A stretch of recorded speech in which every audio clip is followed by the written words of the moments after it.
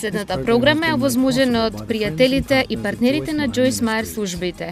Ако луѓето те повредиле, број 1 нешто кое Бог бара да го направиме е да им простиме. И најболниот дел е да ги благословиме.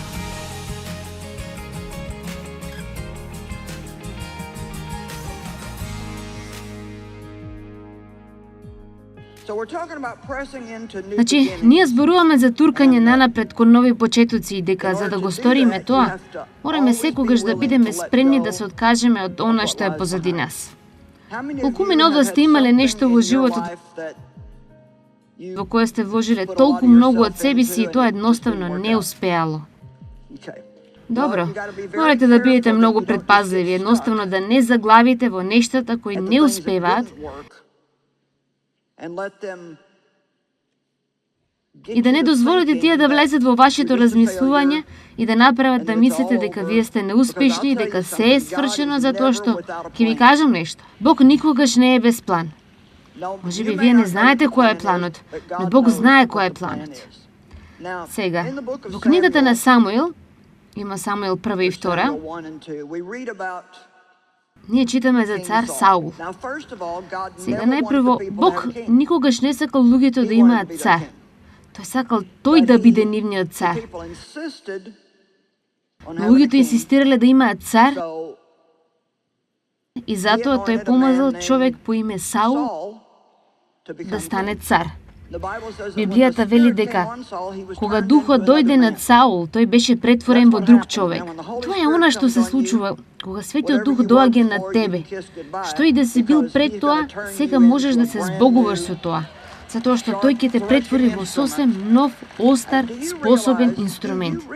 Дали го сваќате тоа? Дали вие сваќате дека денес во оваа просторија имаме луѓе кои ќе го сменат светот?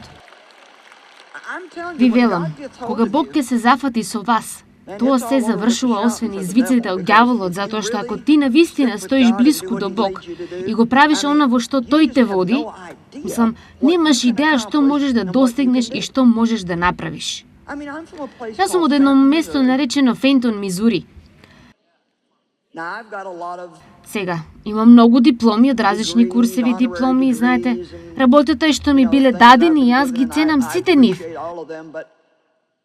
Но јас имам диплома од средно училиште.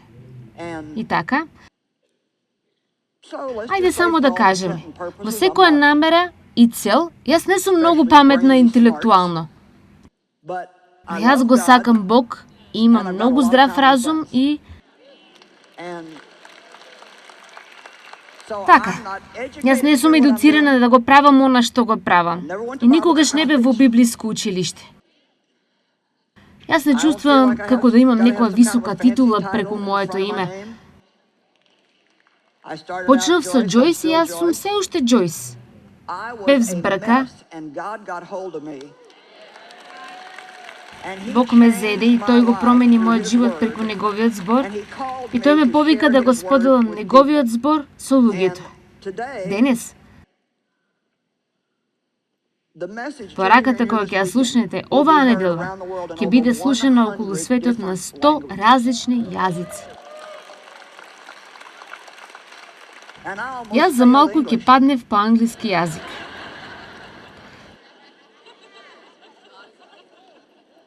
Не ми беше грижа дали беше именка, заменка, глагол или што и да беше. Јас само сакав да зборувам.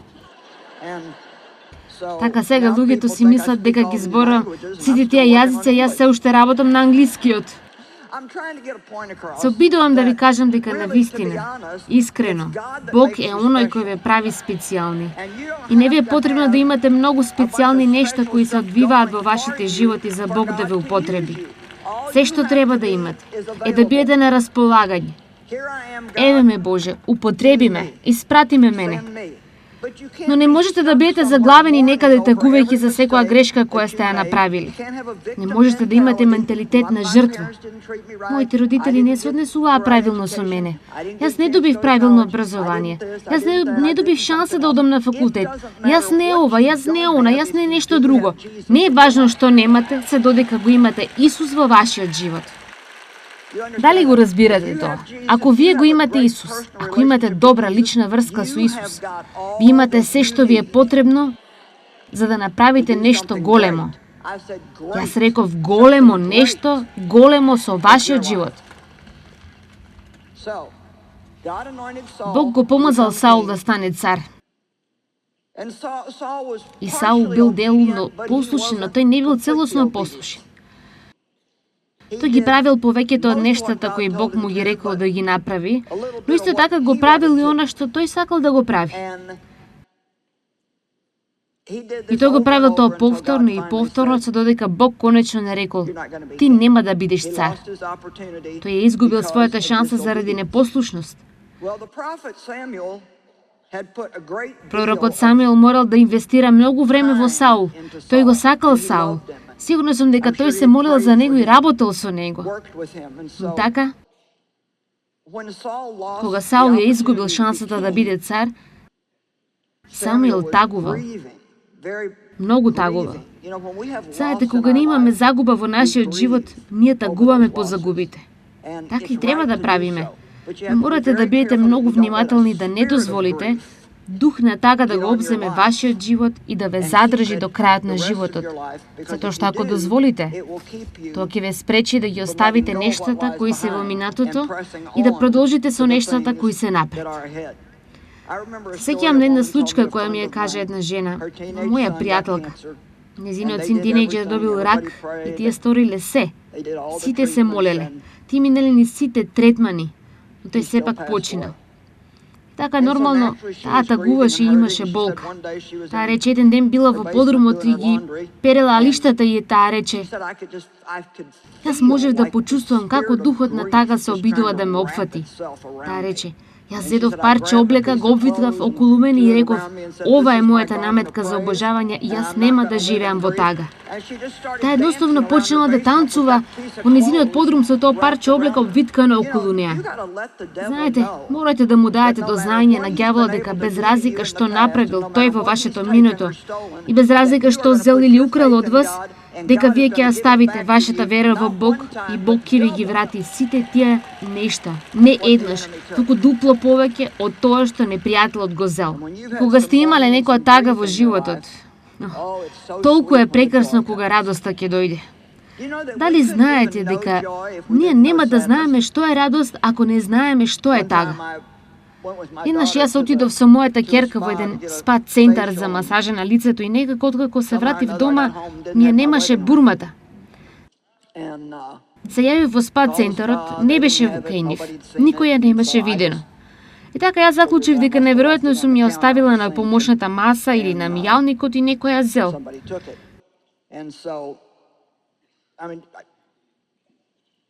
И така мислам, навистина ме повреди дека ја загубив.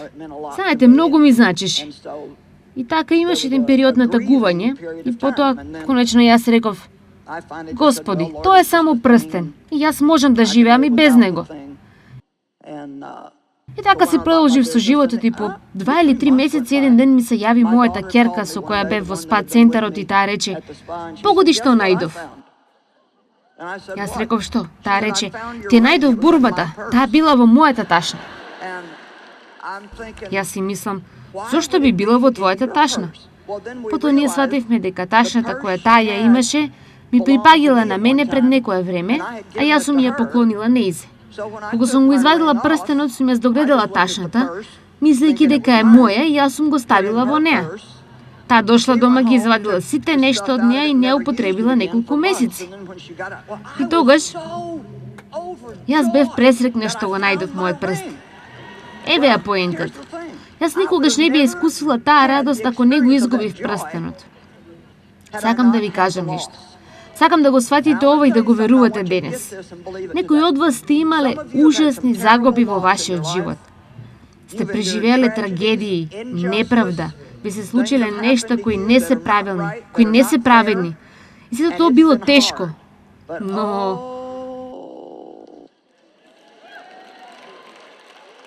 хајде сега, знаете што сакам да кажам.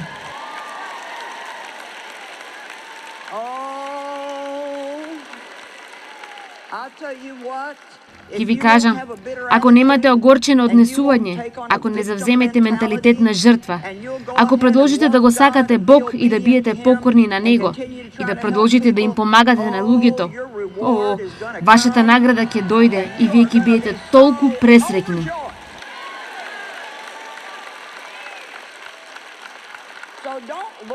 Не гледајте во она што сте го изгубиле. Гледајте во она што може да се случи во вашата иднина. Знаете, Марта му рече на Исус, нејзиниот брат Лазар беше починал и таа рече: Исусе, Лазар почина. Ако ти беше овде, тој немаше да почине. Исус рече: тој ќе воскресне повторно. Марта гледаше во она во што се беше случило, Исус гледаше во она што би можело да се случи. Ајде, која сакате да го правите денес? Да продолжите да се ѕверите во она што веќе се случило, или сакате да се возбудите за она што Бог може да го направи во вашиот живот? Но мора да го слушате сето тоа или нема да функционира. Не може да имате лошо однесување и исто така да го имате прекрасниот живот кој Бог сака да ви го даде.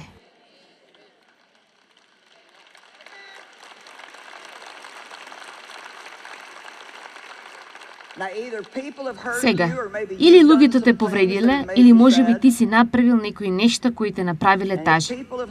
Ако луѓето те повредиле, број еден нешто кое Бог бара да го направиме е да им простиме.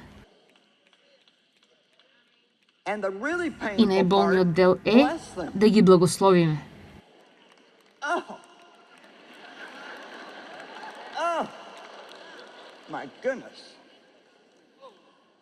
Ајде да прочитаме Лука 6, почнувајќи со 27 стих. Но јас ви велам на вас кои слушате, љубете ги вашите непријатели, правете им добро на оние кои ве мразат. Сега, јас не го измислувам ова, но ова е како мора да ме зафркаваш, Боже. Благословајте ги оние што ве колнат, молете се за оние што ве навредуваат. Но оној што ќе те удри по едниот образ, заврти му го и другиот, а на оној што сака да ти ја земе на метката, подај му ја и кошулата. Дај на секому кој бара од тебе, од оној што зема од тебе нешто, не барај да ти врати. Добро. Како што сакате да постапуваат луѓето со вас, така постапувајте и вие со нив. О, Боже, што ако целиот свет живееше според тоа? Однесувајќи се со другите онака како што би сакале тие да се однесуваат со нас. Сега ќе одделам време да го прочитам ова затоа што треба да го слушнеме. Ако ги сакате оние што вас ве љубат, каде ви е наградата? Зашто и грешниците можат да ги сакаат оние што ги сакаат нив. И ако вие им правите добро на оние што вам ви прават добро, каква ви е наградата? Зашто и грешниците го прават истото. И ако вие им дадете заем на оние од кои се надевате дека ќе ви го вратат, каква ви е наградата? Зашто и грешниците им даваат заем на грешниците за да им се врати истото. Туку вие љубете ги непријателите ваши и правете добро. На заем давајте, не очекувајќи ништо.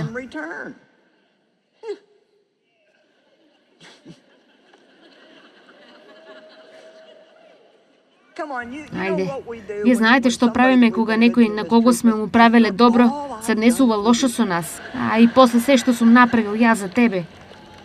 Но ако јас го читам ова правилно, вели, не. Вие не правите нешта за луѓето очекувајќи тие да ви вратат со добро. Вие го правите тоа за Бог и вие очекувате вашата награда да дојде од Бог. Можеби нема да добиете награда од личноста на која сте им сториле добро. Можеби тоа е токму личноста која ти искористила и те повредила. Ако продолжите, ако продолжите да имате добро однесување, едноставно го правите она што Бог го бара од вас, нема никаков ѓавол во пеколот кој може да спречи да биете благословени. Амин. Дали сите вие таму горе се согласувате со мене? А вие таму од последниот ред, таму горе? Дали се согласувате со мене? Пуштете глас. Но Џојс, тоа е толку тешко. Знаете што? Тоа е изговор кој мора да престанеме да го употребуваме. Знаете зошто? Затоа што ние сме помазани за тешко. Не ни треба Светиот Дух за да прави лесни нешта. Но не постои ништо што ние не можеме да направиме кое што Бог сака да го сториме, ако научиме како да зависиме од Бог, а не од себе си, од нашата сила за да не движи. Јас велам, нема ништо што вие не можете да го направите. Бог никогаш нема да дозволи нешто повеќе да дојде врз вас, отколку што може да носи. Може би си мислите сега, ти премногу мислиш и велиш, јас едноставно не можам да го сторам ова, јас не можам и нема да успеам. Да, можеш, затоа што јас сум имала толку многу нешта во животот за кои сум мислела дека никогаш нема да можам да ги надминам, но јас се уште сум овде. Колку од вас може да го кажат истото? Сте минали низ нешта кои биле толку тешки за кои сте мислеле дека нема да ги надминете, но вие се уште сте овде. И вашата награда ќе биде голема.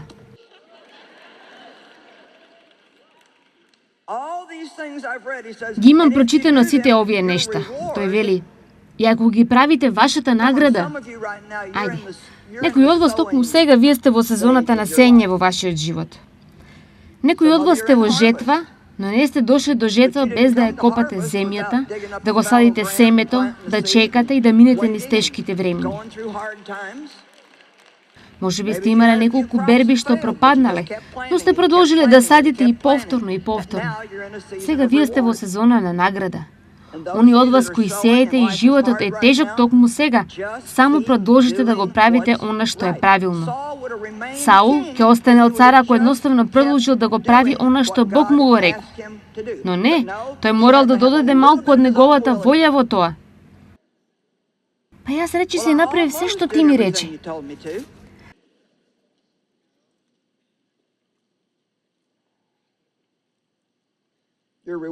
Вашата награда ќе биде голема и вие ќе бидете синови на Севишниот. Зошто ние би требало да го правиме сето ова? Зашто тој е добар кон неблагодарните и кон злите.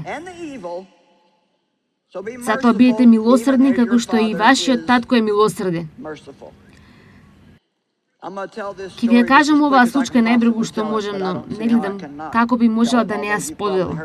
Иако најверојатно сте ја слушнале, мојот татко ме злоупотребуваше сексуално, мојата мајка знаеше за тоа, но таа се плашеше премногу од татко ми за да се справи со тоа. Споделив со други роднини, но никој не сакаше да се вмеше. Знаете, во тоа време кога ова ми се случи мене, никој не беше слушнал за такво нешто. Татко на девојчето да и го прави тоа. Никогаш не слушнале и знаете, едноставно не слушаме такви нешта. Тоа беше една од причините зошто мојата мајка никогаш не превзема нешто околу тоа. Таа рече, јас едноставно не можам да се соочам со скандалот, па ќе бидам искрена со вас. На многу начини ми беше потешко да се справам со фактот што мојата мајка не ме заштити отколку со она што ми го стори татко ми. Јас се уште не можам да го сватам тоа. Како би можел некој да го стори тоа? Но Бог ми даде благодат да можам да им простам и на двајцата. И едно од нештата кои навистина ми помогна беше кога тој ми кажа, повредените луѓе повредуваат други луѓе. Знаете, мојот татко не беше правилно изразнат исто така. Ти имале инцест некаде во фамилијата и така натаму и така натаму. Знаете, откако јас избегав од нив, преферирав да бидам што подалеку од нив и ги посетував само кога навистина морав. Сега, јас официјално им простив. Разбирате, како христијанка, јас им простив. Знаете, ние ја молиме нашата официјална ти простува молитва, но јас не сакав да имам ништо заедничко со нив и не сакам да бидам во нивна близина. И така како што тие остаруваа повеќе и повеќе им беше потребна се повеќе и повеќе помош. И наутро јас се молев прашувајќи го Бог, што е твојата волја за мојот живот? Подобро да бидете внимателни кога се молите така. И кога Бог почна да ми става на срце дека тој сака јас да ги преселам моите родители од онаму каде што тие живееја, во југоисточниот дел на Мисури до Сент Луис, каде што јас живеев, да им купам куќа затоа што тие немаа пари и да се грижам за нив, се додека не починат. Ох, Те изгонувам Сатана во името на Исус.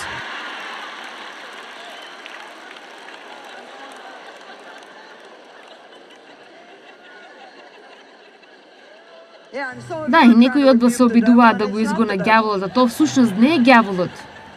Само затоа што е тешко, тоа не значи дека е ѓаволот. Како и да е, долга приказна. Да скратам, јас ја кажувам често, но тој е толку добар пример. Не знам како, но Бог ми даде благодат да можам да го направам оно што тој ми го каже.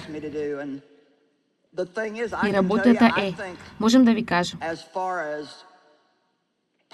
Јас мислам дека на тема сила против ѓаволот и сила со Бог, мислам дека тоа беше неверојатно најголемото нешто за кое Бог ми даде способност да го направам.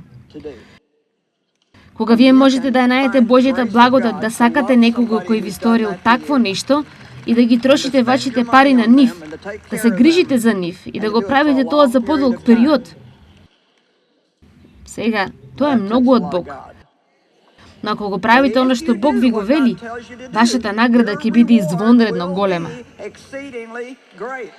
Ајде, се обидувам да турнам некои луѓе да го надминат тоа денес.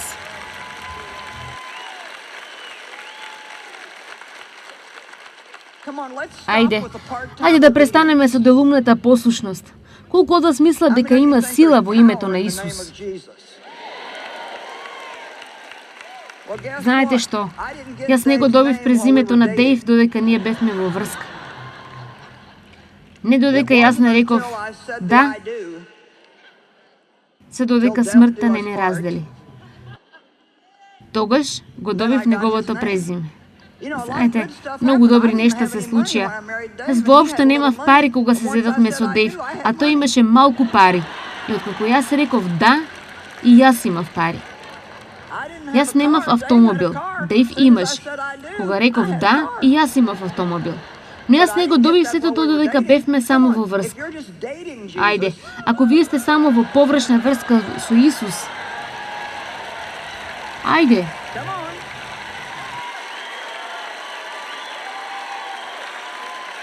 Не, мора да се подпишете на линијата. Да. Јас ниту знам зошто велам да, но Божјот говорот е да. Зошто? Бидејќи јас ти верувам доволно за да знам дека што и да сакаш ти јас да направам, без разлика дали ми се допаѓа или не, без разлика колку е тешко, тоа ќе биде најдоброто нешто за мене.